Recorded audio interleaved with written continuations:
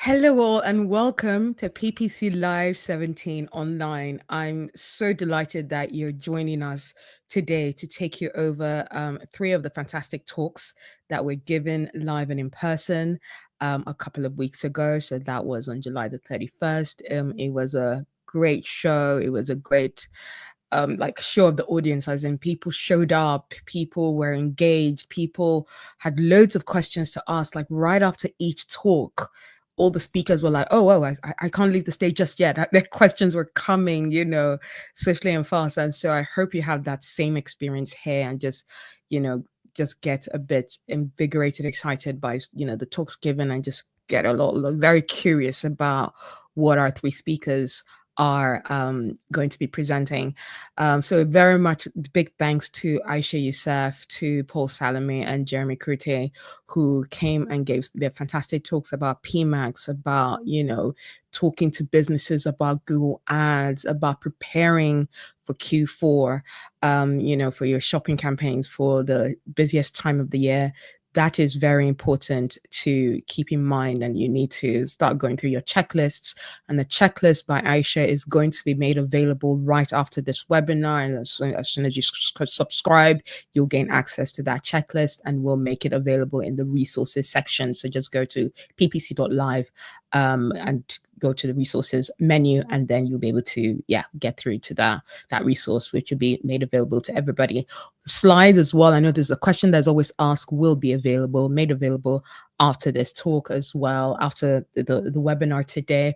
We want to make sure that you're all eager to see this live event, so we don't make it available before the live event, but it will be available behind the resources section again, right after these talks and right after this Q&A. Massive thank you, of course, has to go to our sponsors, our partner and sponsor, ClickTech and Product Hero.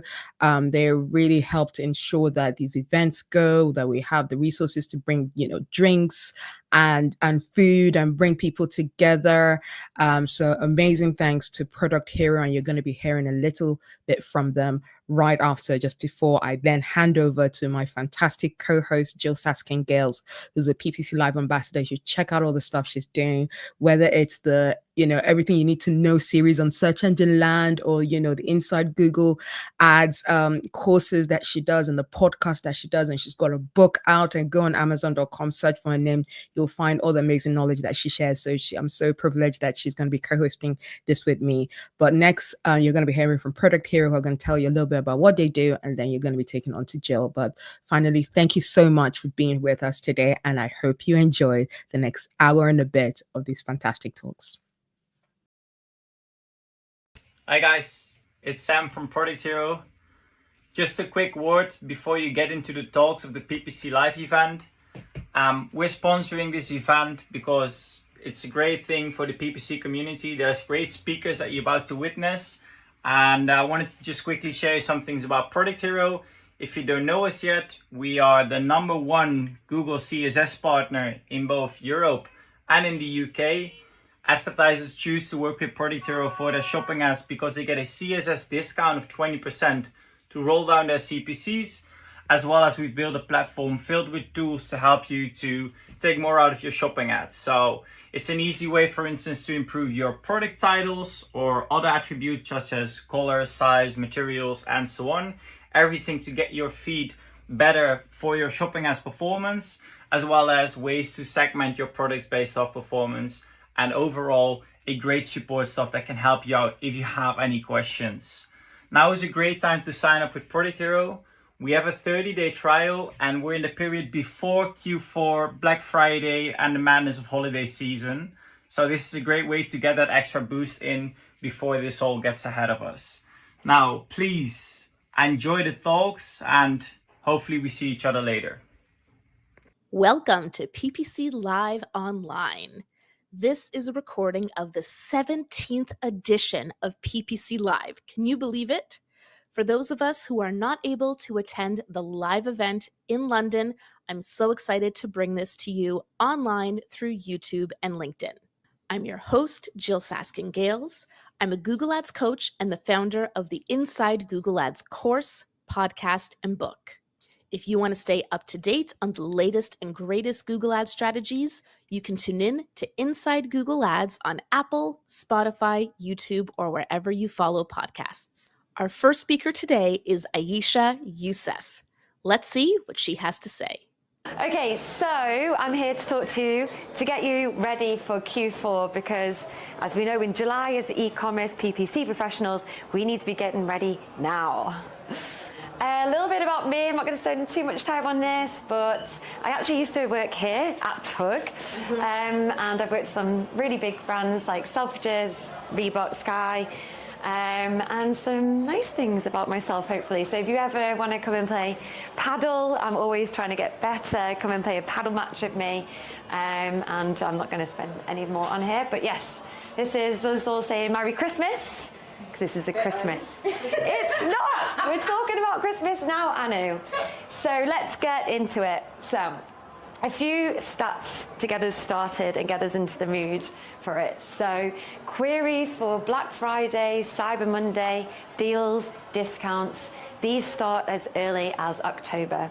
So therefore, it's really important for us to be getting ourselves ready ahead of this and to be there and visible when people are starting those queries.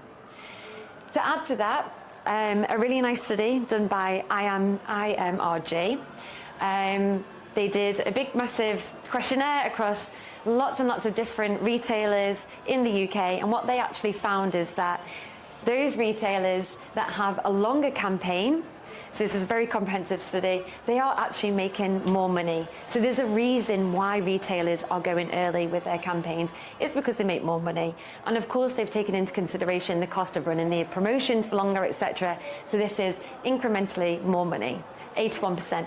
Oh, what I didn't mention is we're going to have a little Kahoot at the end, just to make sure that you're all listening. So maybe that's one on there. And there's a prize with it. So yes, make sure that you are listening and taking note of some of these different stats that we've got. So let's think a little bit more about our timeline, because this is super important for us. When we go live, we're going to talk about budgets, because obviously we all are interested in that in the PPC world. So really, one of the first events that we have is right at the start of October. You know, Amazon are smart. They know themselves that people are searching at the start of October. So they've put an Amazon Big Deals event. And that can often have a ripple effect across the e-commerce world, where we see CVRs, even if you're not promoting on Amazon, actually increase via Google and on your own websites. I've got to say, I do usually expect a lull and experience a lull within my campaigns. So I do tend to pull back during that period between October and then sort of like the start and mid of November. And then here are just some really key dates that I just wanted to talk through, especially the first ones. And of course, there are some more that are going into December, but I've only got so much time with you today. So first up, Fake Friday. No one outside of e-commerce or retail actually knows when Black Friday is. Of course, we all know it's the last Friday in November. No one else knows that. My mum doesn't know that. I don't think my plumber knows that. So we actually see a big surge in traffic on the second to last Friday. So this is called Fake Friday.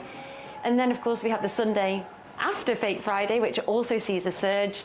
And then we've got our headline acts of Black Friday, this year falling on the 28th, which is after payday. And if anyone remembers 2023, Black Friday came after, before payday, so it pushed a lot of people to actually search and buy on Cyber Monday. This year, we've got our Black Friday after everyone's been paid, so that really tells us that we're in for a bumper year. The same as what we saw last year. So we've got a very similar trend as last year, so that's really great for us. That means that we can use our data from last year to really help and guide us. And then we have got Cyber Monday being pushed into December. So we just really need to think about that when we're budgeting our spends. Now, we've got a big star over the Sunday after Black Friday, and that is because Google themselves are estimating that this is going to be the day with the most amount of search volume out of the whole of the period. Not Black Friday, not Cyber Monday, the Sunday after. Now, of course, they're thinking about search volume. They're not thinking about revenue. So we still need to think about different CVRs during this time. But that is the day that they are pinpointing to have the most amount of volume. So it could be the case that we need to protect ourselves on that. Perhaps people are actually just going to be searching after the event, checking that they've actually got the best deal, but maybe they've already converted. But yeah, that's what they're saying. So let's get planning. As I said, I wish I could talk about PPC, and I'm sure some of my ex-colleagues here remember me talking about PPC for hours on end. But I've just picked a few things out, and afterwards we've got a QR code. You sign up to the newsletter, and we're going to provide you with the resource, which is basically everything that I check through, and then an hourly budget tracker as well. So these are the ones that I'm going to go through. So get ready. We've got a few more, predominantly because that's where we are now. We are in just July still. We're nearly in August. And arguably, this is the most important, the preparation that we do, get ourselves ready. Because really, once we get into the take action and evaluation stages, sometimes the stage has already been set, and we're really just dealing with what comes up on the days throughout that. So my general rule of thumb as well, I'm thinking about that timing. So even though we have take action across October as well, I really have quite a strict rule with the teams that I run, and even my clients. My gosh, aren't I terrible? But no major changes to campaign structure or conversions past Halloween, and that's why we've got the scary ghost. So if you're changing your campaign structure vastly moving into November, or you're changing what you're tracking, you're really setting yourselves up for a fail. So think about everything that the boys have talked about before me, feeding on machine learning. If you're only giving it that information very later on, it's not going to have time to come to fruition. So really no big structural changes before October. Scary ghost. Okay, I feel like I'm whizzing through it. Get ready. So again, this is where we're going to talk first of all about conversions. So it's really important. We've all talked about it. We're all in agreement. We have to give the robot, the machine learning, the best data that we can in terms of conversions. We've all spoke about PMax doesn't have all of the data that we have. It only has the CPA goal, the ROS goal. So make sure, there's been quite a few occasions that I've audited accounts literally in the last 12 months.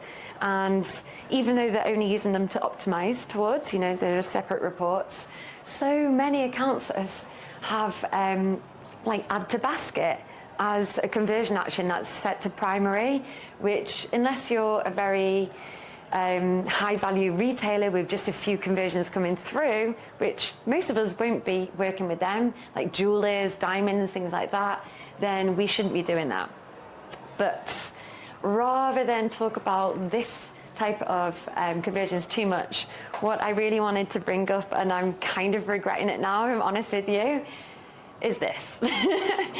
So the differences and the different metrics in terms of CPA, ROAS, and POAS. So we've spoke about it a little bit already, and there's some really big opinions and slightly contentious, but they're all good metrics, okay? And I like to look at them as good, better, best. Now you use what is available to you. Of course, we can see that the different metrics have different things included in them. However, this is just an evolution of your client and an evolution of what you've got available to you. So if you are still using ROAS, this is good. We are still taking into consideration the value of the sales. However, we aren't, taking into consideration the actual profit of that sale. So as we've spoken about, and everyone's spoken about it here today, of course that means that we can trip ourselves up here, because in the end we could end up selling products that actually have a very high value, so perhaps we might not be able to get so many other sales, but actually those high value products don't have a very good margin on them. But POAS is not that hard to calculate. So in order to get POAS, all we need to do is calculate the gross profit. And And we can do that by taking revenue, which most of us already have available to us, and remove cost of goods sold. And the cost of goods sold is basically as many costs that you can think about and as many costs that you can calculate, both direct and indirect, literally everything. So whether it's the cost of the promotions, the materials, the labor, the shipping cost, payments, get as many things in there as possible. And then we can just apply it to the feed with the attribute cost of goods sold. And then we can do this 3 ways, 3 recommended ways: supplemental feed, via feed manager, which I would choose. Hopefully a lot of us have feed management providers. This is the easiest way to do it. Or feed rules, which I think was probably the worst way to do it. So yeah, speak to your clients, get as much in there as possible. And because this is a secondary attribute, Google won't actually penalize you if this is wrong. You know, like some of our attributes, if you get it wrong, you'll be banned for life from Google Shopping. But they don't really look at this. This is purely for us. So once you've got that in place, in Google Ads, you can now add this column. And then, of course, you can then start to use it. So I just wanted to show you that it's something that's attainable to all of us. And you don't have to be that much of a whiz to do it. Okay, we're getting into the gritty part of it.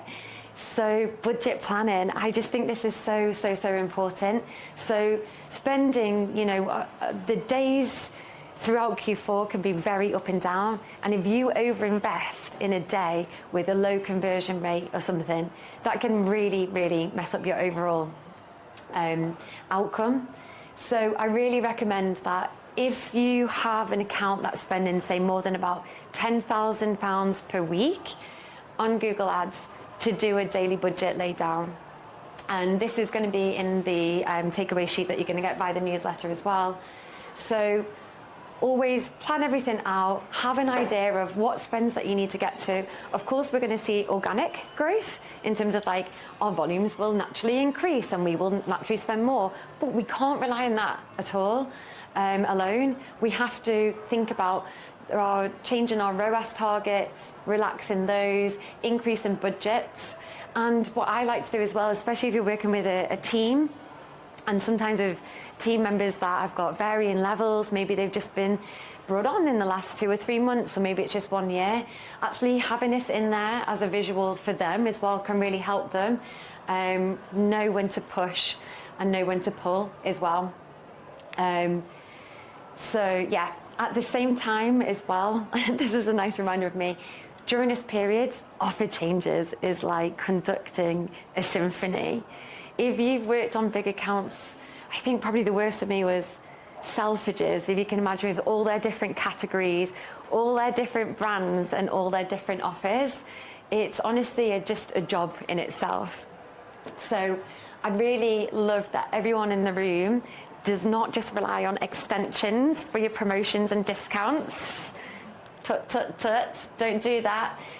Take the time to get your offers in your actual headlines, in your descriptions, play around, use countdown where possible, obviously in our search campaigns, create that urgency, and also plan this in, because this is the part that takes a lot of time and it can make you stand out from the competition in that SERP, which is a very competitive space.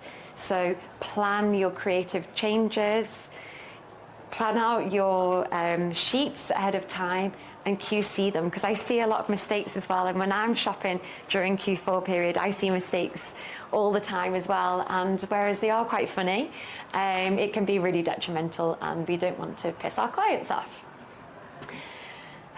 Just checking if there's anything else I wanted to say on this slide as well.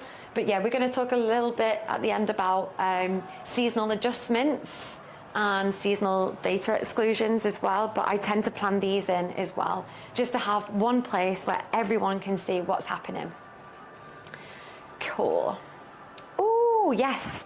And this was also in this IMRG study as well. So if your client is coming to you and they're asking you, what should we use? Should I do, I don't know, like from a percentage off, or maybe it's a set like £20 off or something like that. Well, they've done the research. The vast majority of retailers are going to stick with it up to percentage discount off.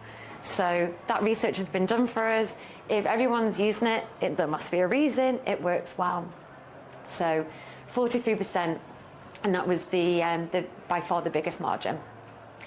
We can also use our ad library tool as well, and you can change the dates and look back if you're really interested to see what they were running. Okay, onto audiences. This is the last part of Take Action. So I actually created this hierarchy of audiences, and it was on a blog for anyone on PPC Live. No one's come at me and challenged this. Like, I just put this together. Like, if you want to discuss this afterwards, I'd love to, because I actually feel like I could switch these two around in the middle. But anyway, hopefully we can all agree that the top of our hierarchy of audiences is any sort of first-party data. But let me know, because I was expecting someone to tell me, no, that's not right. Oh, okay. Oh, yeah, I've got a video here. Cool. So, audiences, first-party data. Sometimes this can be really hard for us to get from our clients.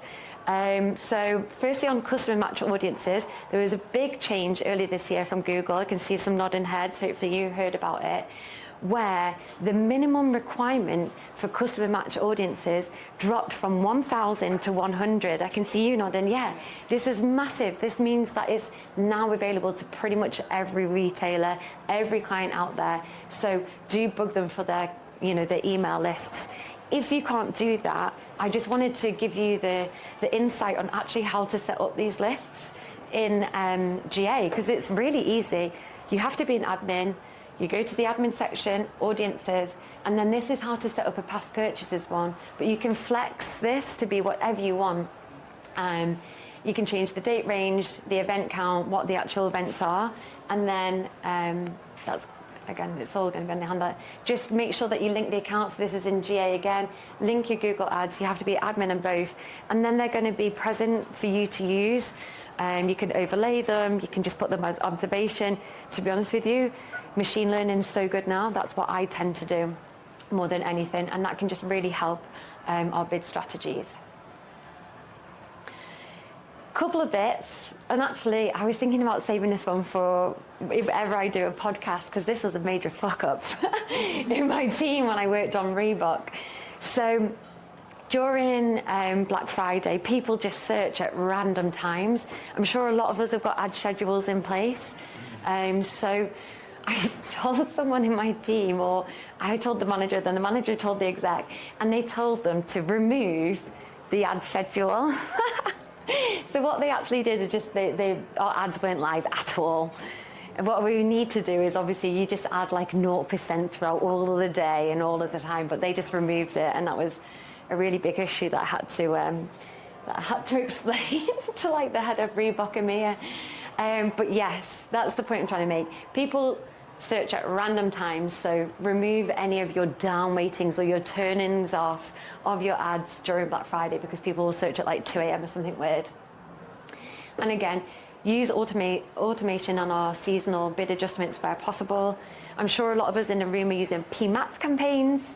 Unfortunately, the bid seasonal budget seasonality doesn't work, but we can use conversion rate on it. All right, we're getting there. So slightly coming to the end now. So, we're in Q4. It's happening. So what should we be doing during this time? Number one, checking the GMC. So check your Google Merchant Center, check your issues, see what's going on in there. And I would really recommend this should be at least a daily check, including the weekends. Sorry, guys. And as well, we can create alerts. Like, of course, it's kind of impossible to create alert from the GMC, but we can do it Google Ads side. And what I just tend to set up is, well, lots of different alerts. But every day in the morning, choose the campaigns, any shopping campaigns, and any campaigns that have received less than 0 impressions, and then get a little email. And this is a trick which I've obviously shamelessly stole from my mate Matt. I did ask him beforehand, but I just thought it was a really great idea. So if you guys aren't already avidly using LinkedIn like me, it's such a good resource and we can really learn from each other. So this is a great thing that I've not done yet, but I'm totally going to do that this year. So this post is just saying about how he's using ChatGPT, which I don't actually really use that much, but he's just given it a really simple prompt. It says, please create a table with the prices for each of these SKUs, and he's just checking his products on competitor websites. So link the products from website 1, website 2, website 3. Such an easy way, and it gives you a table.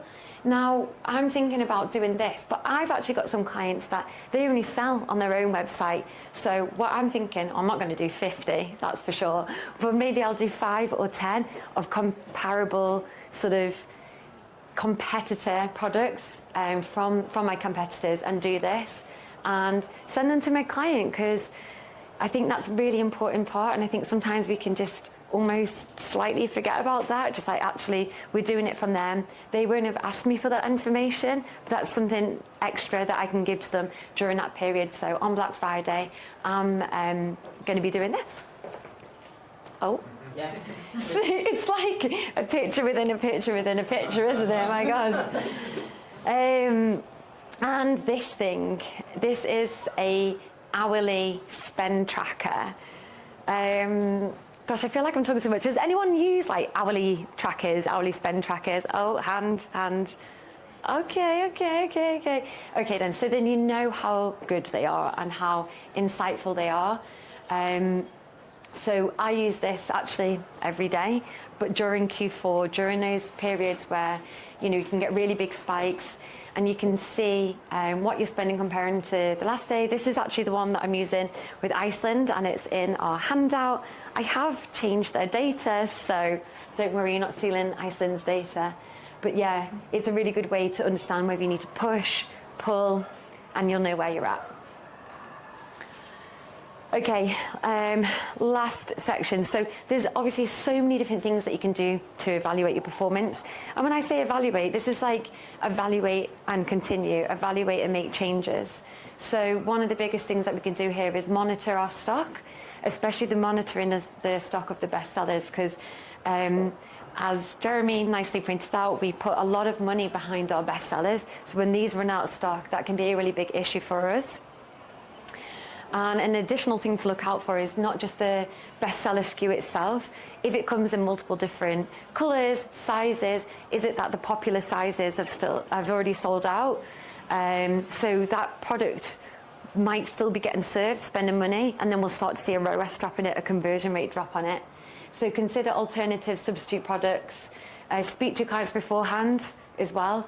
You've probably only got 10, 20, 50 or something. Really important SKUs, check they've got the stock, and then if they haven't got the stock, adjust the spending, otherwise you're going to end up losing efficiency, and it might even be better just not to spend that money. Just bringing it all together, so things that we're doing, we're obviously adjusting our bids and budgets, we're continuing to add promos and sales, not just on extensions. So we're swapping out the creatives. So after the Black Friday time, we can consider the countdowns, delivery times, last chance to create that urgency. And we're in a really great position that this year is going to be hopefully similar to last year in terms of trends. So look at your previous years and see if you can identify anything this year. We can look back now at last year, so that's great. So a couple of things to close with. 30p of every pound spent online in the UK goes to Amazon. It's a lot, right? That's even before we start. So let's not make it easy for them. Let's give them a fight. And they're not even so much on Google anymore, so let's do it. But yeah, that's what we're up against. We're not even up against each other, we're up against Amazon.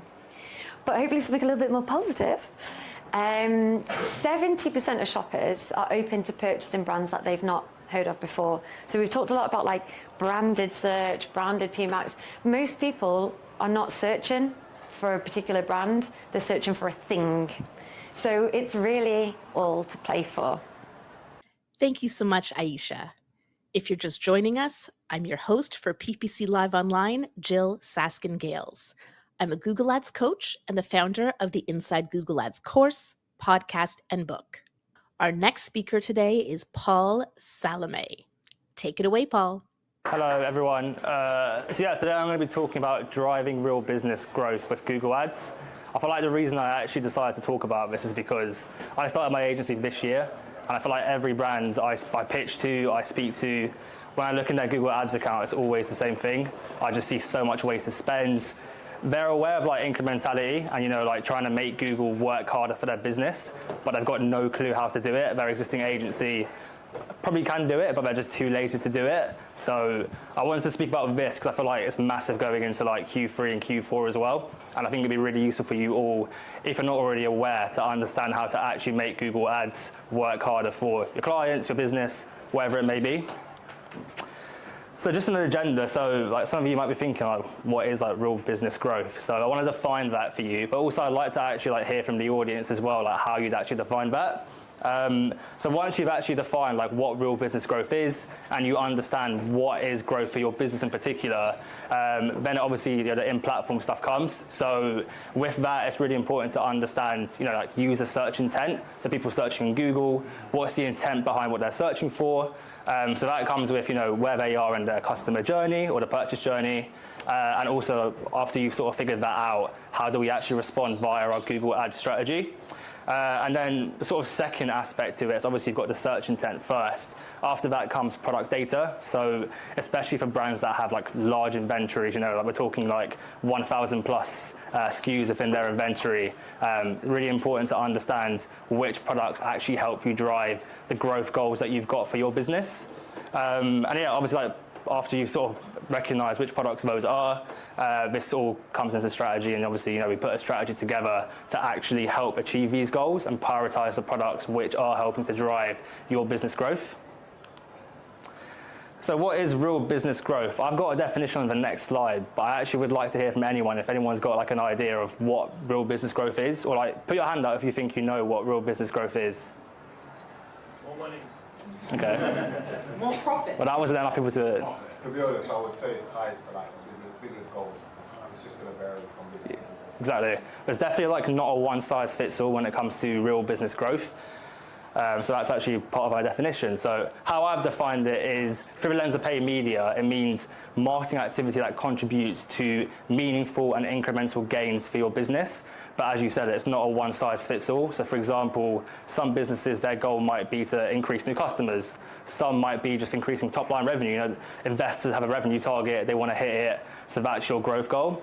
It might be increasing new customer revenue. It might be, having a new customer revenue target, but also having a CAC target in place as well. So it's definitely not a one size fits all. So yeah, marketing activity that contributes to incremental gains, and that basically means if they weren't to invest this additional money, it would mean that that incremental gain would actually happen. So yeah, that's how I go about defining it. So what does like causing growth actually look like? So here I've got a couple of slides. I like to look at a business in two different ways: top line performance, bottom line performance. So top line is, okay, like you look at your CAC, your new customers in Shopify, your new customer revenue. Bottom line is looking more at the profitability of the business. So now we're starting to look at your P&L. We're looking at contribution margin, net profitability. So many ecom brands these days have net profit targets that they hit monthly. So it's really important to look at both. And when it comes to like your Google investment, you want to see a pattern between how much you're investing in Google and how much new customer revenue you're seeing. Is your contribution margin improving? If you're not seeing that pattern where you're increasing spend, and that's also following suit in terms of bottom line and top line performance, then you know that your Google Ads investment that you're increasing is actually leading to those incremental gains. It is really important as well, like this sort of data, to make sure that there's no external factors which are impacting this. So by that I mean, if you're increasing Google Ads spend, but you're also scaling Meta ad spend or TikTok ad spend, whatever it may be, obviously those other channels are also going to have an impact on your contribution margin potentially increasing, your new customer revenue potentially increasing. So you always want to have like control variables in place when you are like incrementally testing different spend scenarios and different advertising channels. Otherwise, it's not a controlled experiment. So I would never let the Google Ads data fool you. So never let the dashboard fool you. So for example, I've onboarded a new client last month, and we've got like CAC targets, new customer revenue targets, new customer ROAS targets that they want to hit. And I had a call the other day, and he was like to me, okay, like great, we're hitting all our CAC targets, new customer revenue, but why has Google Ads ROAS gone down? And after that was like a sort of shock to me. I was like, I've actually spent the last month telling you, let's not look at in-platform ROAS. So take it with a pinch of salt. And he still said that. So again, like I just take Google Ads in-platform ROAS with a pinch of salt. Obviously, use it to like help guide you make decisions, like in-platform actionable decisions. But don't let it guide you on whether a platform is actually working or not. So these are two examples here. So one's like a non-incremental spend scenario, and one's an incremental spend scenario. Again, let's assume this is only with like Google Ads investment increasing, nothing else. Everything else is constant. So in a non-incremental spend scenario, you'll see here like this chart is just broken down by week. This is with like increased spend, by the way. I'm not putting it in the graph, but it is with increased spend. So in the first scenario, Google ROAS is going up, but you'll see that new customer ROAS is actually going down. If you're not aware of new customer ROAS, that's basically your new customer revenue, your top line new customer revenue divided by your advertising spend. So it tells you for every £1 you put in, how much new customer revenue you're getting back within the business. So obviously this is not a good look because in-platform ROAS is going up, but overall new customer ROAS is going down. So that tells us that actually the increased investment we're putting in isn't leading to any new customer incremental gains. So that's probably spend going on returning customers. It could be going on new customers that aren't actually incremental. So people that are low-hanging fruit who are going to convert regardless of you bidding on them or not. And then this is what you want to see on the right-hand side. So an incremental spend scenario. So as your Google ROAS goes up, you want to be seeing your new customer ROAS also increasing.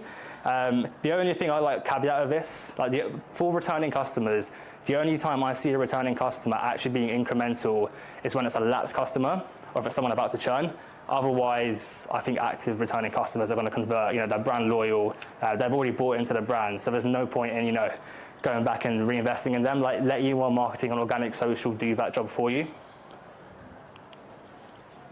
So now we've sort of broken down or visualized what real growth looks like. I want to move on to the actual intent of the user, just to help you understand, okay, who should we be going after? So this is just like pretty much every single campaign type on Google Ads. So branded search, shopping, generic search from PMax, demand gen and YouTube. This is how I tend to break out my Google Ads accounts, from a top line level at least.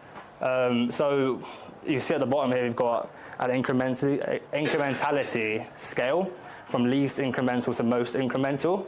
So in my opinion, this is how it sort of ranks. So at the bottom, you've got branded search. So these people, brand aware, they're ready to buy from you pretty much.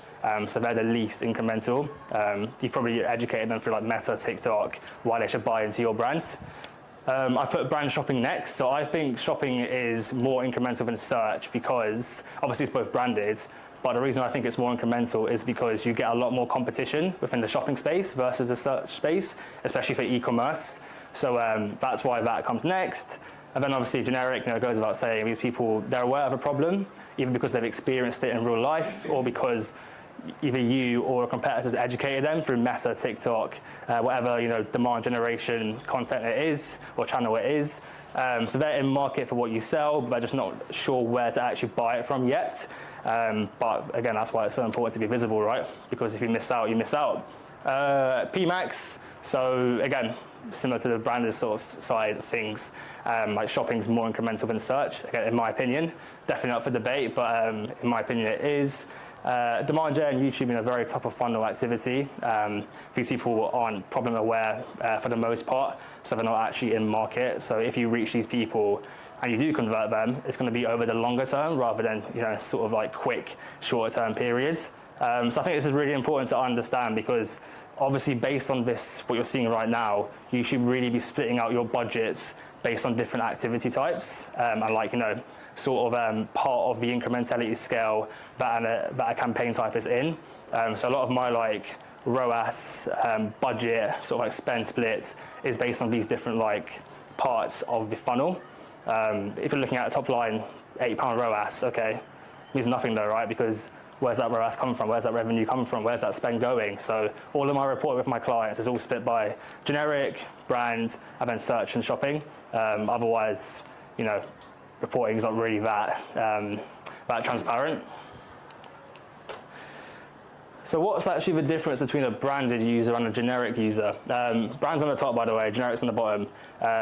But again, like for the most part, I think a brand searcher is someone who's been served an impression via a demand generation channel, so Meta, TikTok, wherever it may be. They've probably seen your ad like 5 to 10 times for the most part, especially for lower price point ecom brands, where it doesn't take as much, of a consideration phase to actually get someone bought in. So they've had their product and brand education, and now they're ready to buy from you. For generic, so that person's already problem aware and they're in market, so they're searching actively now for your product category, but not necessarily for your brand. They're sort of, looking around, browsing their different brand options. They might be price sensitive, so price competitiveness might be a factor here. It might be based on, just what variants are available on the website, whatever it may be, even website experience, so all that sort of stuff plays a part. And then, once they've done their browsing, they're now ready to buy from whichever brand they decide to go with. So what actually happens if we don't bid on brand? This is an interesting question. Obviously as well, there's loads of different factors which can impact this, but for the most part, if you're not bidding on your branded terms, or at least if you're not bidding aggressively on your branded terms, most people who search your brand and don't click on the PPC ad because you're not visible, they'll just buy through an organic listing. Like they're probably like 9 times out of 10 bought in. So, there's not really that much need to actually be visible there. There will be a few people who go to a competitor. For the most part, it's probably retailers, because again, they probably still want your brand. It's very tough for a competitor to, bid in your brand terms and actually steal that customer away from you, but obviously it is possible. And then there's that one weirdo who just doesn't buy at all. They just do loads of research for nothing. Or they might buy, I guess, omnichannel, right, like offline somewhere, brick and mortar. But obviously that comes with context as well. So SERP context is extremely important. So if you're ever in a point where you're like, okay, do I bid on brand, do I not? First thing I always do is look at my highest spending branded keywords and search for it. I see how we're looking in the SERPs. Obviously auction insights is another way of doing this, but I don't know about you guys, I feel like it's just not very accurate these days, so I just tend to look at the SERPs themselves. But here's 2 examples of situations where a brand really should be bidding to protect itself. First is just Nike, so for the search term Nike tennis. Obviously, there's a retailer down there bidding on their branded terms, and in this case, Nike is bidding on its own brand term, it's protecting itself. But again, if Nike weren't bidding on their brand term there, someone might go click on the retailer, and they might not even buy a Nike product through there. They might buy another brand. So not only are you losing out to a customer to a retailer, which might not seem like the end of the world, but if they buy Adidas through there, like Adidas tennis products, then you're sort of screwed, right? Because you've lost a customer to a retailer and they've bought a completely different brand, so it brings no benefit to you whatsoever. And then this I used to work at Paul Smith, so I always use him as an example. But Paul Smith, so they had a summer sale recently. They're nowhere to be seen, at least in the search space. They've got a retailer, Mr. Porter. Again, Mr. Porter always had higher markdowns than Paul Smith as well. So really important to be above them. And also you've got Hugo Boss down here. Someone might decide, okay, actually, do you know what? I don't really feel like Paul Smith. I'll get Hugo Boss instead. So in that sort of scenario as well, it's important to just be visible. So context is always key. So always look at the SERPs before you make any sort of decisions. So how do we respond to all of that sort of intent-based stuff with strategy? So obviously looking at the SERPs is one thing, but you've also got your in-platform metrics as well to guide you. So when it comes to always on branded search activity, what I tend to do is look at impression and click share, and then I look at it versus new customer ROAS, new customers, Shopify, whatever ecom platform you're using, and basically just incrementally test, so make some tweaks. Say you're on 80% impression share and 85% click share through a branded campaign. Okay, let's try and lower it. What impact does that have on new customer numbers? What impact does it have on your CAC? Does it get healthier? Does it get weaker? Based off of that, obviously, fine tune it and make those changes. But then obviously as well, during sale period, those examples we just went through a minute ago, suddenly you'll get, competitors bidding on your brand, pushing sale messaging. What do we do there? It's quite clear we need to increase our impression share and get more aggressive with our bidding. If we don't, we're going to lose out to more customers. I'm going to point you towards the left. No. Just tap it.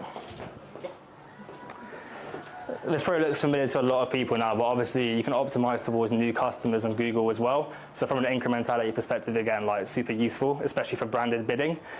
Really simple. I always set a 1 pence LTV across all my accounts, just because if you add any more than that, it will add that to your actual conversion value within the Google Ads account, which can obviously, just ruin your reporting. And 1 pence will guide Google anyways. It will know that you're trying to prioritize these people. So this is a really good way of, again, just trying to improve the incrementality and like refraining from bidding as much on returning customers. I forgot.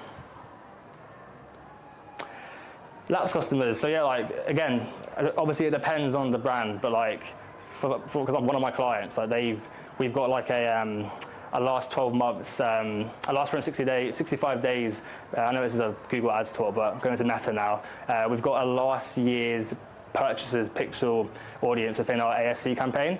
They're seeing loads of returning customers come through Shopify. We're not seeing any come through Meta, and they're actually all lapsed customers. And from their perspective, they're like, okay, like a lapsed customer is basically customer acquisition, because if you've not bought for a year and you come back and buy through Meta, it's pretty much winning back that customer again. So even though Shopify classes it as a returning customer, from a an acquisition standpoint, it makes sense to class these group of people as a new customer again, because they sort of looped out of the funnel. So this is also a really good way of just like trying to get more lapsed customers back into the funnel and convert them.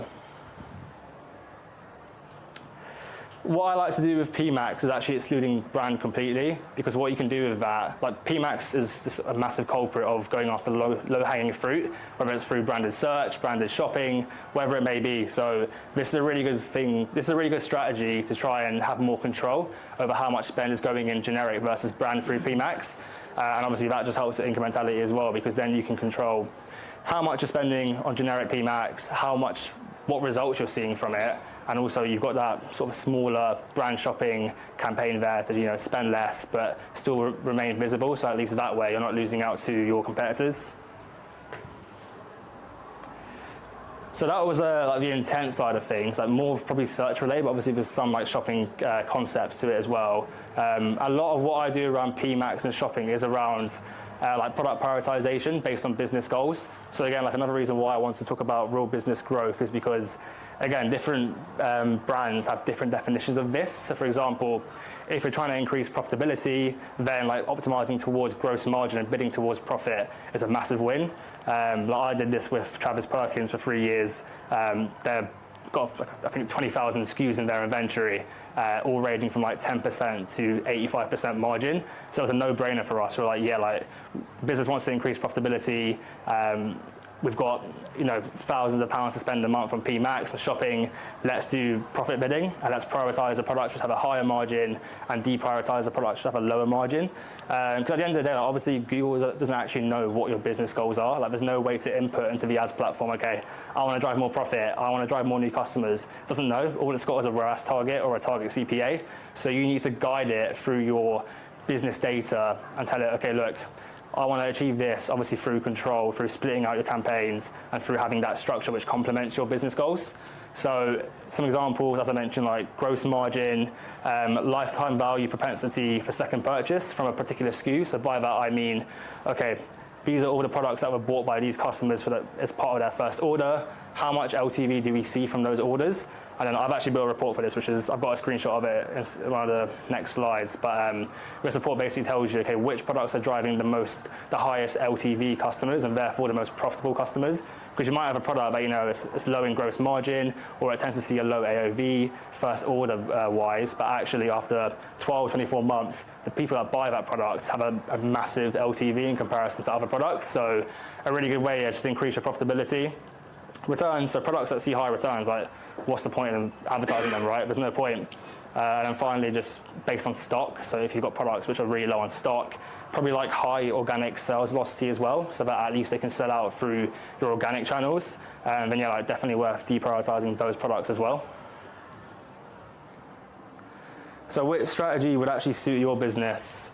So this is the report I was talking about, like pretty bog standard, just an LTV report. So each row is split by product SKU. All you do is just grab your Shopify customer information per order. You plug it into here and it tells you, okay, this product, for example, has got a first order AOV of 26 quid. LTV from those customers ends up increasing to 27 quid. So there's a £1 difference between first order AOV and LTV. So that's not really like a high LTV product. But then again, you got this one, right? £24 first order AOV, 45 quid LTV.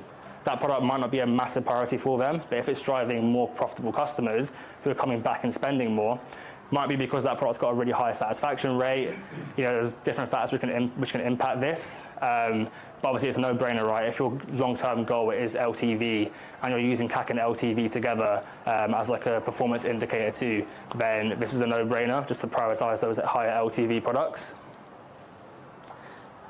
Margin bidding, so again, like grabbing your Google shopping data, adding your gross margin in a column, and then from that you can work out profitability, and obviously you can use your margin groupings to make custom labels, split all these products in different campaigns, have higher ROAS targets on your lower margin products, and have lower ROAS targets on your higher margin products.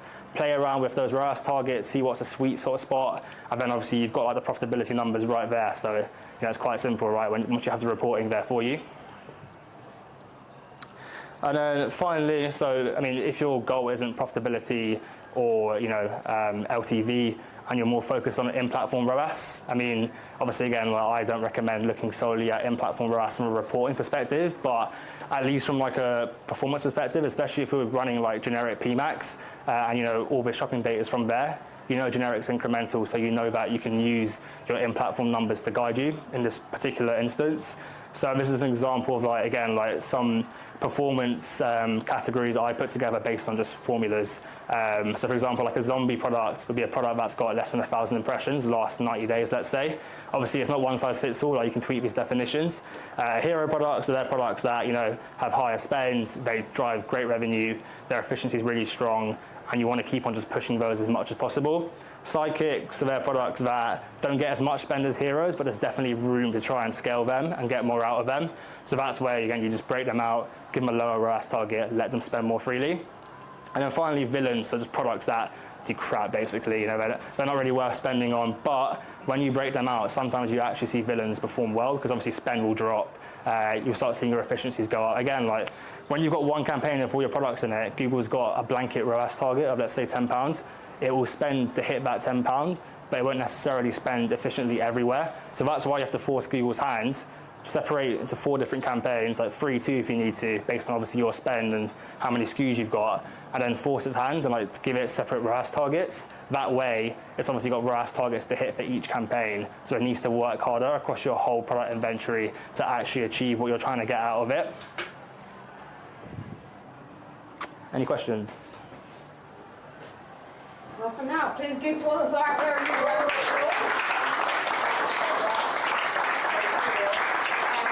Thank you, Paul. If you've got a question for Aisha or Paul, be sure to drop a comment if you're watching this live on YouTube or LinkedIn right now, and we'll make sure to answer your questions during our upcoming live panel with these speakers.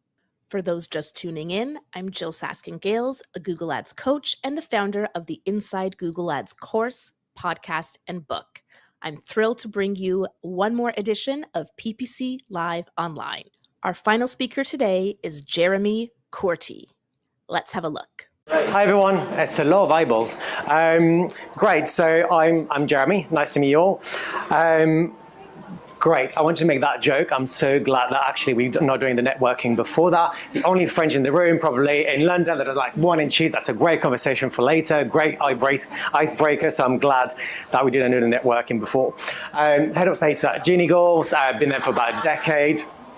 We specialize in paid media for retail, so PPC, paid social, and affiliate, with a strong focus on growing brands internationally.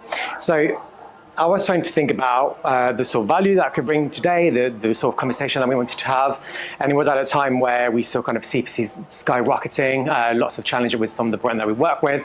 So I thought, what can we do when PMax is no longer delivering? So Paul talked a lot about it, talked about it earlier with Colin as well in terms of search terms. So we're moving into that kind of zero-click era. So what else can we do from our perspective?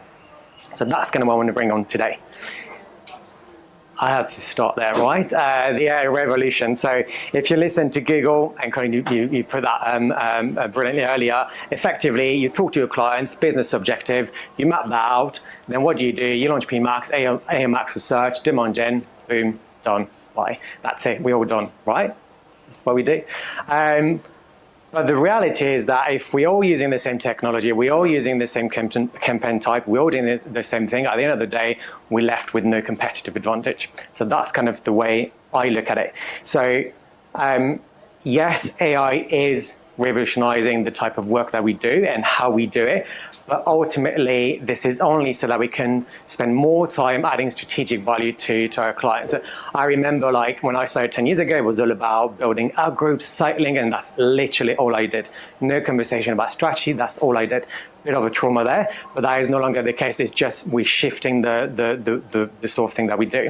Now, it's still about understanding how to best manipulate these AI tools, because at the end of the day, the way where I see it is that if we're using the same tool, the same kind of Google AI, at the end of the day, it's the data that we fuel the algorithm with.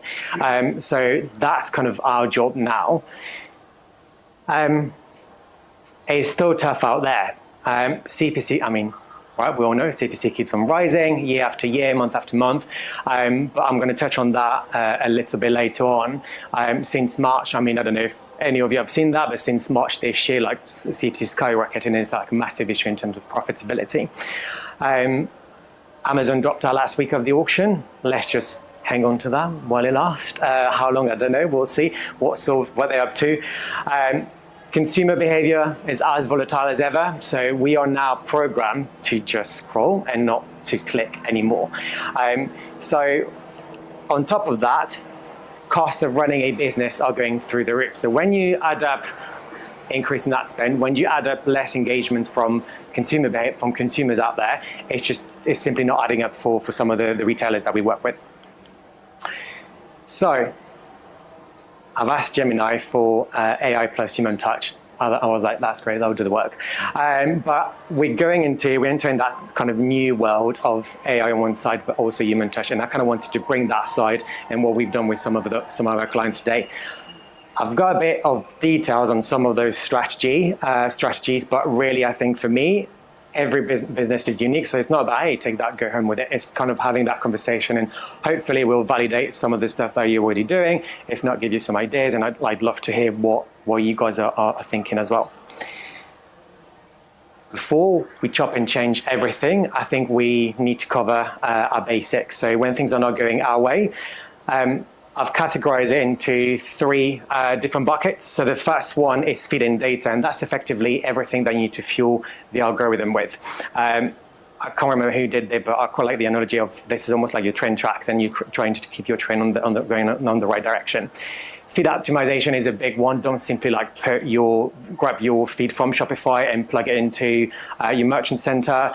Look at ways of doing audit. Look at whether you're missing some specific attributes, whether you've got non-monetary attributes from specific verticals that you can add into the feed. Ultimately, that will help match your product with the search query. CSSs, comparison shopping services. No-brainer for me. It's 20% reduction on your CPCs on shopping. Just do it. We talk to so many like large retailers out there. They're still on the Google CSS. They're just not as competitive as they could be versus their competitors. First-party data, it's gold. Again, whether you use Klaviyo, any other first-party data tool, make sure it's you're fueling that data within the platform, and that it's kind of segmented in the right way that makes sense for your business. Conversion goals. Mainly around enhanced conversions, and I think that now Consent Mode 2 got released, right, in terms of making sure that if you've done that effectively in place already, you're not going to be able to see accurate data into passing back from the Google tag into your account. Then we move on onto creative and audiences. Now these are kind of signals and themes and content themes, search themes. Again, making sure they are as relevant as they can be for every single asset group that you are running. Talking about copy and creative alignment, we're trying to create a a seamless customer journey here. So whether you're running on PMax, on search, on paid social, whatever the platform is, you want to make sure your content is kind of aligned with all the different platforms that you're using, and testing those as well. And then last but not least, your new PMax feature as well. Soon it'll be there. But I mean, when PMax was first launched, right, it was a complete black box. Now you've got so many different ways you can use it. You've got brand exclusion, and you've got age exclusion, you've got customer acquisition tool.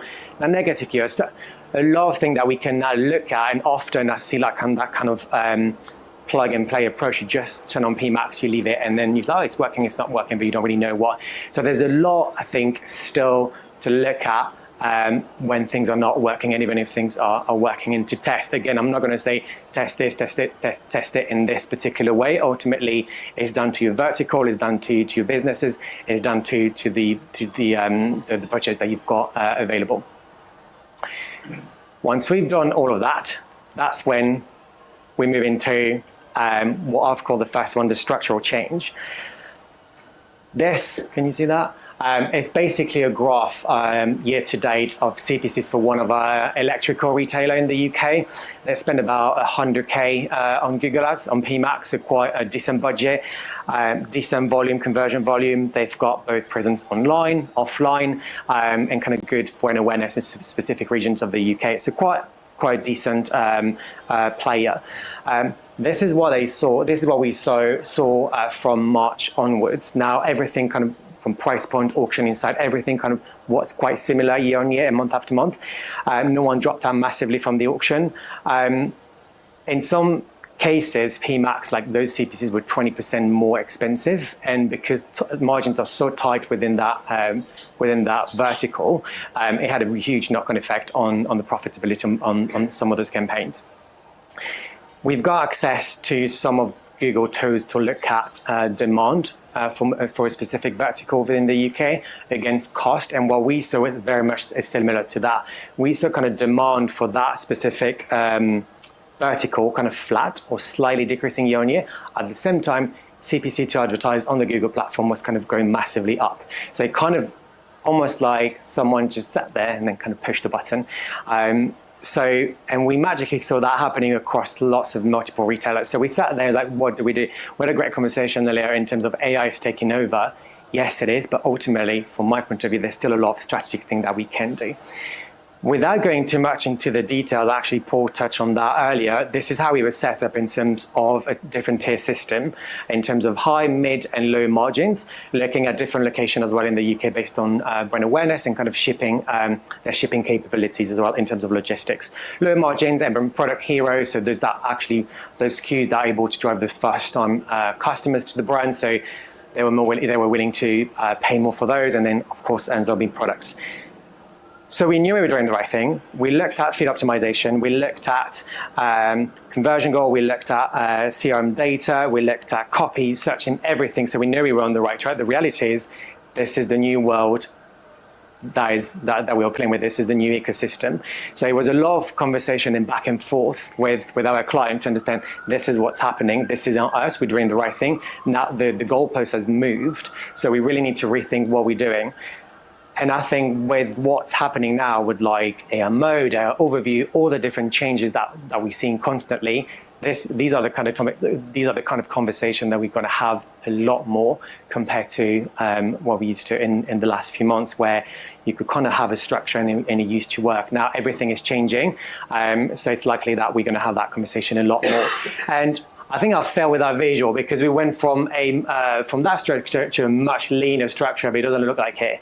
But broadly speaking, increasing your cost of sale across the board is simply just not possible for a lot of retailers out there. So we had that conversation in terms of how can we feed some of those PMax campaigns like Product Hero with maybe increasing a lot more SKUs in there and tactically increasing the cost of sale in some of those, and kind of on the other side as well, kind of merging some of those locations. So I don't want to go too much in the details in terms of how this works for these guys specifically, but it's almost kind of like we were here, this is happening, we're having a conversation, we're looking strategically on how we can move on that side.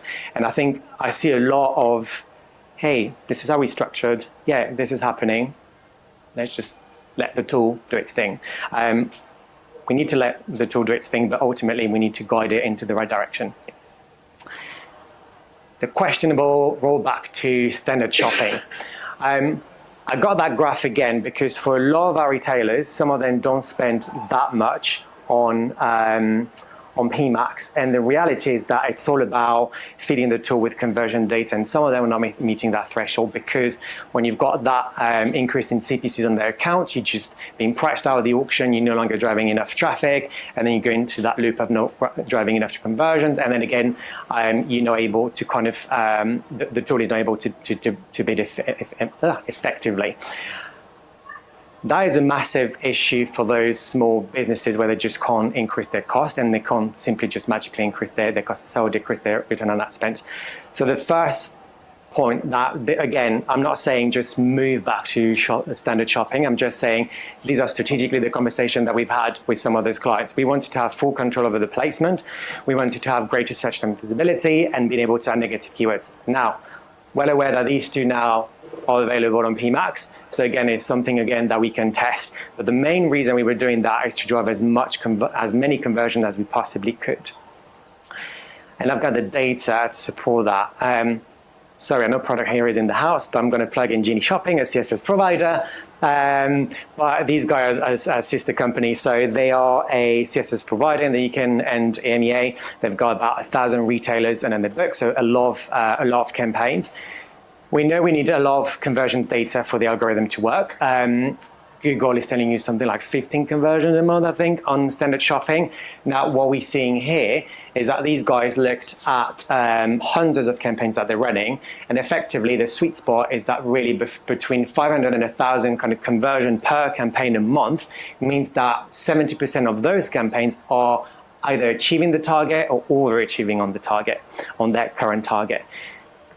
15 on one side from Google, 500 from these guys with a lot of data. That is a massive gap. I'm not saying if you're not driving at least 500 conversions a month, just don't do it. I'm just saying this is the data we're seeing. And again, what are we doing with that data? What can we do strategically? That's going to work with some of the retailers that are not able to drive these conversions in the first place. Hence why we went back from some of the retailers from moving from PMax all the way to standard shopping, and we were kind of able to fuel the tool with a lot more conversions. Last but not least, I think there's Team PMax and there's Team Standard, but rarely I hear about a model when we kind of look at both.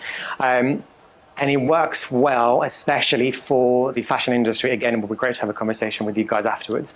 But when we understand and we reach kind of a point where we are kind of happy with the sort of data and the conversion data that we are going through that we've seen coming through the campaigns, we kind of look at tactically launching things like bestsellers, new season on PMax specifically. Likelihood that conversion rate will be much higher. So that means that with PMax as well, we know roughly it's like 15 to 20% more traffic than standard shopping. So you're able to still fuel the algorithm a lot more engaged traffic, because the reality we talk about a lot of conversions, but ultimately it's also traffic. Traffic is declining, and we need to fuel the tool and to fuel our campaigns with a lot more traffic. So it's definitely something that we put in place with especially with some of our fashion clients, and we find the relation between the two working quite well. But PMax, I'm sure we've talked about that for so long, but PMax alone isn't the solution in my opinion. So we need to drive conversions, we need to drive sales, of course, and PPC is really good at that. This is where PPC historically has always sit, driving conversions, loyalty, return on that spend. I don't disagree with this. We're still able to drive those conversions, but now consumer journey is even messier than it used to be. We moved from like one platform to the other. We just like our attention span is probably like a goldfish, three seconds, something like that. So it's completely different to where we were even 5 years ago. Consumer behavior is completely changing. For me, it's about repositioning the role of the channel. Yes, it's about driving conversion, but ultimately it's about the intent, it's about the traffic that we're driving. And a lot of the conversation that we're having with some of the retailers, some of the example that I just shown earlier, a lot of the conversation is very much about we going into this kind of zero-click era, right? Where Google and all those tech giants want to retain those customers on their platform. They don't want to push them over to your website. And there'll be a point where, I don't know, we can imagine that there'll be a point where you just go on Google to kind of search for the brand and you go directly there.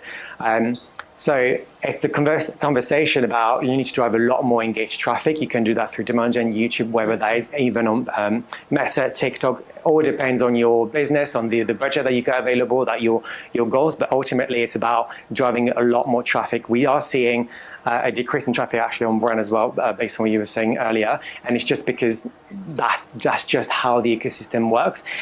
And we had a lot of conversation with the brand that we work with in terms of educating them into this is what we're seeing. We don't necessarily know what's going to happen. Everyone's got a different take. We can, there's loads of people to follow on LinkedIn, and this is great. That's kind of how we kind of get our knowledge as well.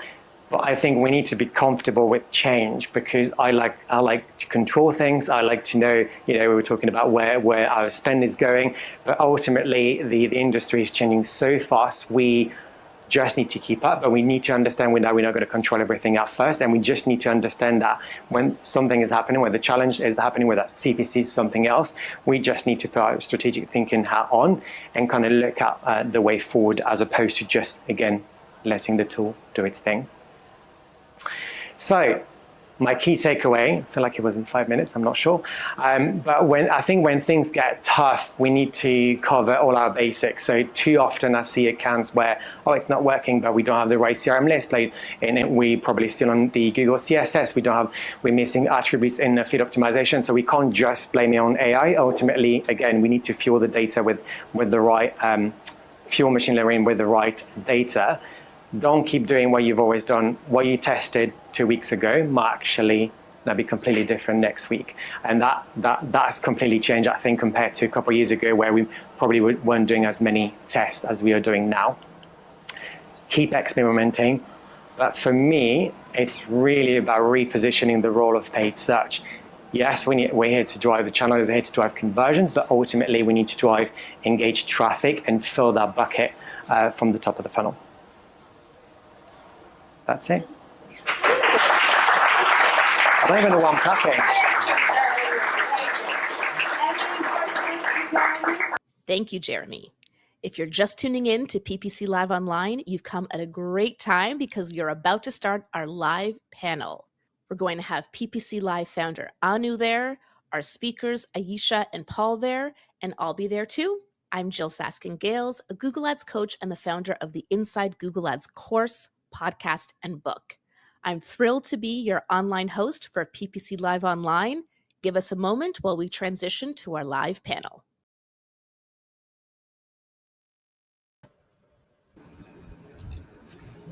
Welcome back to our virtual stage, speakers. Lovely to have you all joining us here today. So thank you for being here.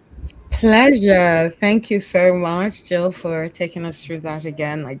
It's just so great. I feel my speakers make my job so easy. Once the event is going to start, and I know the speakers, and I've seen all the slides, my brain is like, I'm calm now, and then the speakers take it away, and it's just so great. So they get to be the ones not calm until it's over. Sorry, I pass on the stress a little bit. Well, we try not to. We try to have a very fun time, lunchtime especially. I think I really need you guys to give feedback for future speakers that I treat my speakers quite well, I feel. You heard it here first. If you're in the UK looking for in-person speaking opportunities, definitely reach out to Anu on LinkedIn, I think could be the best way. So we have some questions here to ask our lovely speakers, Paul and Aisha. If you are watching this live on YouTube or LinkedIn right now, this is your final chance to type in a question and ask our speakers right now. So first, Aisha, you shared some great tips for preparing for Q4. I'm curious if this year, with all the new AI features we're seeing all over the place, are there any different kinds of preparations you think e-commerce advertisers need to do for Q4 because of kind of changing SERPs and changing AI features? Yeah, it's a really good question, because, AI is really taking over our space, whether it's in our placements or within the tools that we use within Google Ads. I think for me, the primary optimizations that we still need to be making, and it just gives it even more importance, is the metadata that we're feeding. And the main metadata that we're giving Google Ads is via our feeds when it comes to shopping and e-commerce. So if it wasn't already a priority for you to be looking at your feed, checking your feed health, really making sure that all of your columns are not just completed, but really make sense, because that is what Google's going to be drawing on to really match you to different queries, where they're just a little bit more either broader via long tail, which are actually, very intricate and broad. So yeah, really double down on your feed optimizations this year more than ever before. So it sounds like even though the user experience might be really changing, those foundational and fundamental things are just as important as ever.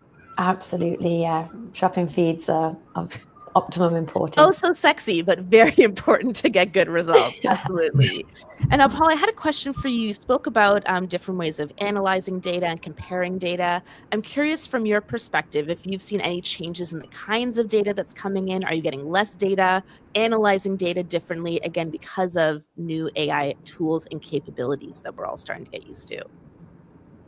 Yeah. I mean, not necessarily, no. I think all the data, when it comes to, trying to figure out what works for a business, I mean, it's always there. I think the only thing that really changes is the data that comes into Google Ads.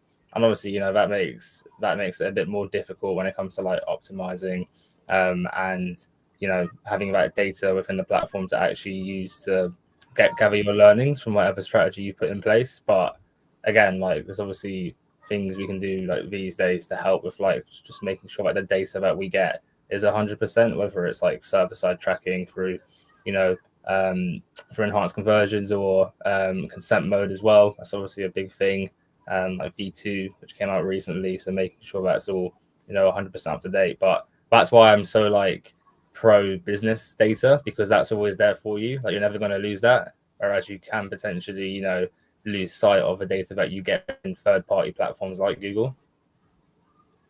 It's a great point. Having that foundational data in place is what you own, and that's not changing. So it's important to keep that going forward.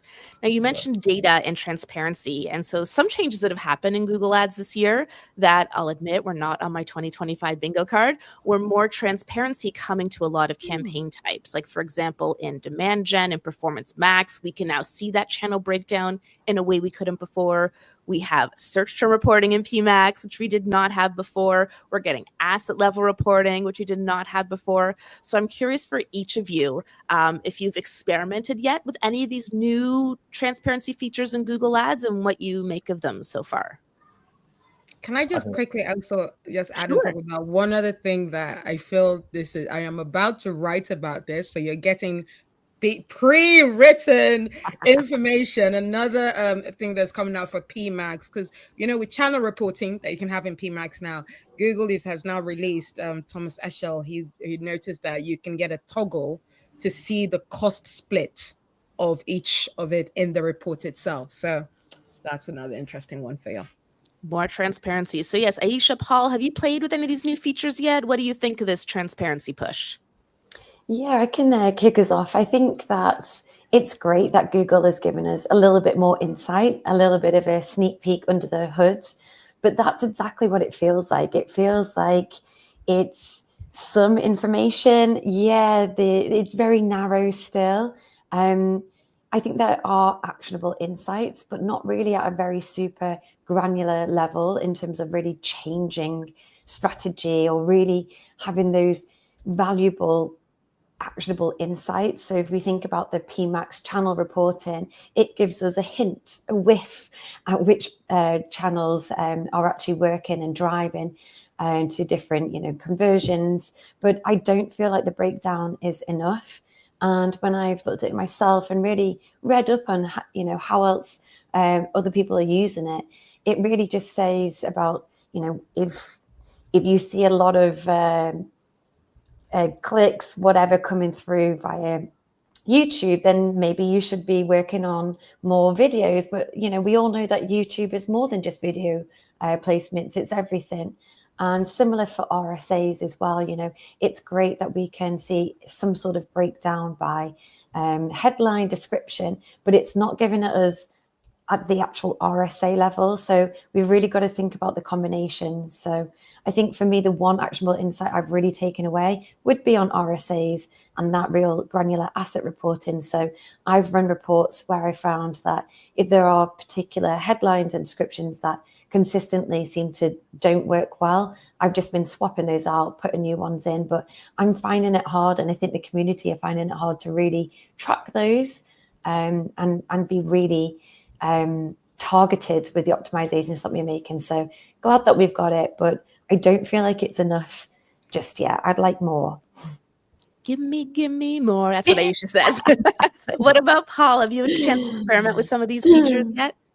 Yeah, I mean, like Google's been quite slow with rolling out like any sort of transparency, especially around like PMax. I feel like, you know, every like quarter when I have a meeting with them, I ask them, you know, when these coming out, and they say, oh, 2025, and like we're still, obviously we're getting, you know, slow rollouts, improvements, but we're still not there yet, which is why like PMax scripts and, you know, resources like that are still, you know, utilized to this day, which isn't ideal. But that's why like a lot of my talk was around control, you know, leveraging more control over like PMax search, etc. Because without that data from Google, it's really hard to, you know, actually understand how your campaigns are performing and what it is they're doing, which is why you need to pull levers again, like with your business data, or just by, you know, going outside the box and using scripts, you know, tools like that to really, get like a better view of what your spend's actually doing within your ad account. Absolutely. Well, thank you all of us for speaking live in London and then joining us here again live online for our global audience. Thank you, Paul. Thank you, Aisha. Thank you to our formidable founder, Anu, and thank you to all of our listeners live and watching the recording. This was And thank you, PPC Jyll. Live. Sorry, Oh, let's thank you, not Jyll. let's not go without saying thank you, Jyll. You're such been a partner on this with me. We couldn't do this online events without you. Thank you so much, Jyll. Thank you very much. We will see you all next time. Be sure to follow Anu and me on YouTube and LinkedIn to stay in the loop for future events. Have a great day, everyone. Thank you. Thank you.